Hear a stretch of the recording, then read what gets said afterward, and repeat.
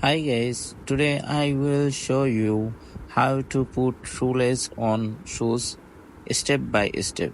So first we need to shoelace equal, two side equal, then we insert into first hole like that way, and shoelace will be equal into two side.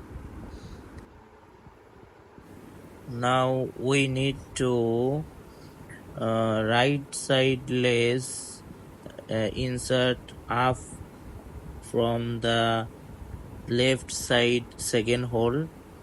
Then we need to tight this one, then we put the right side lace, and these times we take left side lace and insert up from the hole.